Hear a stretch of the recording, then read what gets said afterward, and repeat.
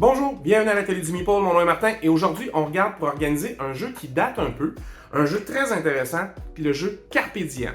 C'est un Feld, j'avais joué une fois il y a longtemps, puis là j'ai rejoué avec un ami et ça m'a rappelé à quel point ce jeu-là était bien fait, que c'était vraiment un jeu extraordinaire.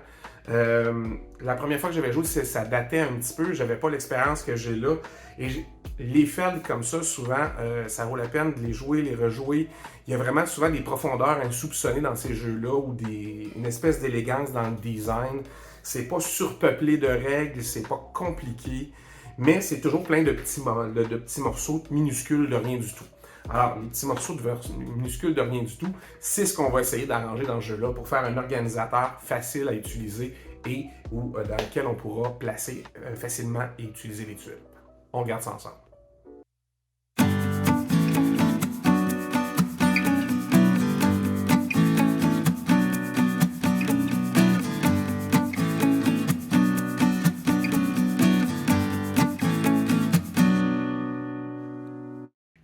Regardons un peu ce qu'il y a dans la boîte de Carpe Diem.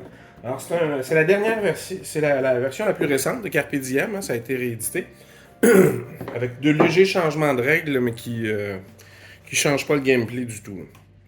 Alors, vous avez les règles en plusieurs, même une autre ici qui sert de marque-page, en plusieurs langues, et ça, je le dirai jamais assez,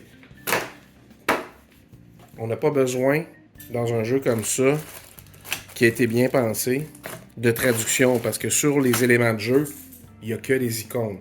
C'est un plus des fois. Il faut s'en souvenir. Vous avez des tuiles. C'est un jeu de placement de tuiles. Vous voyez que le derrière de ceux-là sont blanches et le derrière de ceux-là sont noirs. C'était un irritant dans une édition antérieure. Ceux-là étaient vert pâle et vert foncé. C'était très difficile à voir parce qu'évidemment, on ne les révèle pas tout de suite. Alors, c'est la façon de les distinguer. Vous avez quelques petits paquets de cartes. Ici, il y a les cartes pour les points puis les cartes pour les bonus de fin de game. Puis ici, il y a des cartes, justement, de ces bonus-là à aller placer pour les récolter sur le board principal. Vous avez des petits pains et des pièces de monnaie. Alors, il n'y en a pas beaucoup. C'est vraiment une petite économie à ce niveau-là. Vous avez quelques ressources, parce que vous n'en aurez jamais beaucoup, parce que vous voudrez les vendre au fur et à mesure.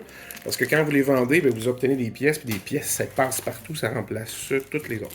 Alors, dans chaque petit paquet de couleurs, vous avez votre meeple, vos 5 petits jetons, et quelques petits, et 9, si ma mémoire est bonne, petits trucs comme ça. Voilà. Qui sont comme des parchemins. Alors, ça se passe tout ça dans la Rome antique. Alors, vous verrez tantôt de quoi ça a l'air. Ceci, ce sont des pièces de casse-tête qui forment un carré et qui ajoutent tout le tour des bonus à certains endroits quand vous placez certaines tuiles. Vous avez 4 petits boards individuels. Le seul défaut de ce jeu-là, c'est que le carton est mince en temps. Très mince le carton, mais ça n'enlève rien. C'est un excellent jeu.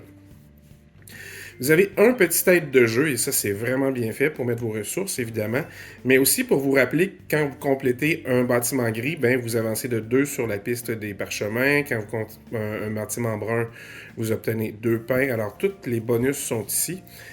Vous avez les bonus de fin de game ici, juste là. Ça, c'est intéressant.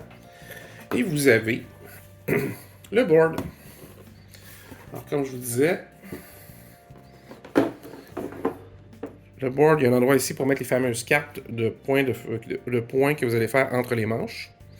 Vous avez la piste ici qui va vous donner des points où vous êtes rendu, mais il va aussi déterminer qui place les jetons en premier pour réclamer les points de victoire entre les tours. C'est intéressant. Vous avez une place, un endroit ici pour mettre des tuiles dont le dos est noir. Puis ça vous permet de... parce que certains bâtiments vous permettent d'aller en chercher un. Alors, ça permet d'avoir des bâtiments différents à les tuiles noires. C'est les tuiles qui viennent au dernier tour. Alors, votre meeple est à un des endroits ici. Vous mettez 4 tuiles et vous allez soit là. Et la fois d'après, bien, vous pouvez aller là ou revenir ici pour chercher une tuile. C'est toujours comme ça. Avant, on se promenait en diagonale comme ça. Mais ça ne change pas grand-chose au jeu, puis c'est un peu moins complexe à gérer comme ça. Ça ne change rien, en fait, au gameplay. De mémoire, j'avais lu un article qui disait que c'était calculé et rebalancé, et ça ne changeait rien. Alors, tout ça doit rentrer. Je vous ferai remarquer que ça ne fait pas l'entièreté du fond, comme ça. Et que ça ne rentre pas dans ce sens-là. Ça ne rentre pas ici à côté non plus. Alors, il va vraiment falloir penser à des solutions. Alors, je pense qu'un storage peut-être pour ces tuiles-là dans le fond. Pour mettre ces tuiles-là en rangée ici, ceux-là à côté. Il y aura peut-être tout le fond qui va servir à ces choses-là. Dans un cabaret, donc où on pourra se servir. Est-ce que je pourrais tout mettre dans le cabaret, toutes ces choses-là, ou je devrais faire un deuxième étage? J'en sais rien. Je vais calculer ça, puis je vous reviens avec ma solution. Alors, regardons comment j'ai fait ça. C'est assez simple. Carpe diem, prise 2. Alors, comme toujours, les règles sur le dessus. Il va falloir que je me débarrasse de ceux en allemand, puis en italien. Je suis pas assez bon en italien. Alors, j'ai mis sur le dessus les plateaux de joueurs et les petits plateaux pour les règles et les ressources. Le plateau central. Vous avez ici un... j'ai gardé le fond parce que c'est joli. Ça me rappelle que c'est un aléa, puis que, tu sais, c'est pas toujours... en tout cas.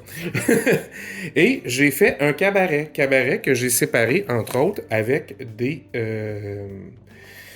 boîtes d'origami. Alors, qu'est-ce que j'ai fait en premier? Ben, j'ai pris exactement la hauteur de ces tuiles-là pour faire le rebord. Et je me suis dit, ben, c'est ça ma hauteur, parce que ça correspond aussi pratiquement à la hauteur des tuiles. C'est ça qui est un petit peu plus haut, c'est ça que je me sers. Alors, je me suis dit, ça me prend un petit peu de jeu en haut pour les sortir. Donc, j'ai commencé par coller ça. J'ai fait 3 séparateurs, un pour mettre les contours casse-tête, si vous voulez. Un pour mettre les fameuses tuiles blanches qui sont ici, faciles à prendre parce que j'ai mis un petit stop. Alors, les tuiles blanches sont là. Le petit stop, c'est quoi? Ben, c'est une mini boîte d'origami. Et dedans, j'ai mis la tuile premier joueur pour la retrouver, là, pas qu'elle soit mêlée avec les autres, mais surtout pour servir de stopper ici. Ici, vous avez les petites ressources qui sont là et les tuiles noires. Alors, pour pas que les tuiles noires bougent dans ça, j'ai tout simplement mis ça ici. Dans la section du haut, j'ai fait 2 toutes petites boîtes, une pour les pains et une pour les pièces. Ça entre comme ça. Et j'ai fait des petits, des petits baggies pour mettre les cartes. Alors, tout simplement, pour séparer les cartes. Ça c'est vraiment génial parce que ça empêche vos cartes de bouger. Puis c'est pas un jeu qu'on tient les cartes dans les mains, on touche presque pas aux cartes, alors vous n'avez pas besoin de sliver ce genre d'affaires-là du tout. Et j'ai fait une belle grande boîte dont je suis assez fier ici. Alors, c'est une boîte tout à fait normale que j'ai fait dans l'espace qui me restait. J'ai calculé l'espace. Et après, j'ai vraiment fait un séparateur en 4. Et mon séparateur, il remonte sur le côté là. Alors, c'est une longueur comme ça, une demi-largeur, une longueur, une hauteur, la moitié de la profondeur, une hauteur pour redescendre le fond et une autre hauteur. Fait qu'il faut faire dans ce sens-là et dans ce sens-là, en n'oubliant pas, cette fois-ci, de le ramener sur le côté ici. Je fais remonter ces côtés-là quand je peux, quand j'ai assez de papier, parce que ça prend beaucoup, beaucoup de papier pour faire. Ça prend une feuille de 9 pouces par 12 pouces, là, alors un gros 30 cm par 23, peut-être 24 cm, quasiment, pour faire presque juste le séparateur ici, sans la boîte. Mais c'est facile, d'après ça, tout est là, tout est... La boîte elle-même, j'ai dû souffler par le bas. Alors, j'ai mis des restants. Si vous voyez, c'est des retailles de foam core pour souffler ça. Je ne savais pas au début quelle hauteur j'aurais besoin exactement. Je ne l'avais pas calculé. C'est vraiment un truc que j'ai fait le cabaret. Et après ça, je me suis dit, ben, ça va prendre un couvercle au cabaret. Alors, c'est du foam core avec le petit carton décoratif. Vous pourriez pas le mettre, là. Le carton décoratif, on s'en fout. Là. Ça pourrait être juste comme ça. Et là, j'ai mis ça, puis je me suis dit, j'ai mis les épaisseurs de carton comme ça, et je me suis dit, ah, j'ai trop de jeu encore ici. Et c'est là que je suis allé souffler par en dessous. Fait que, en le soufflant par en dessous comme ça, puis en mettant ça ici, les livres de règles, et voilà.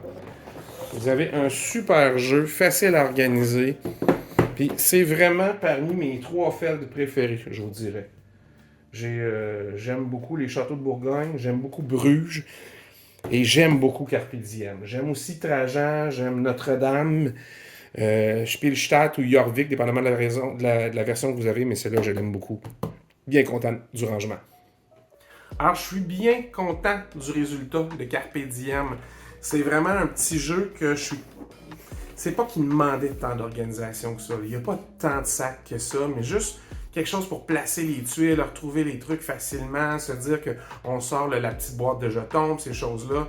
C'est des détails, je le sais, mais les ludistes organistes comprendront ce que je veux dire par là. C'est très satisfaisant d'ouvrir le jeu, de sortir, de voir que tout est là, qu'on ne cherche pas les choses.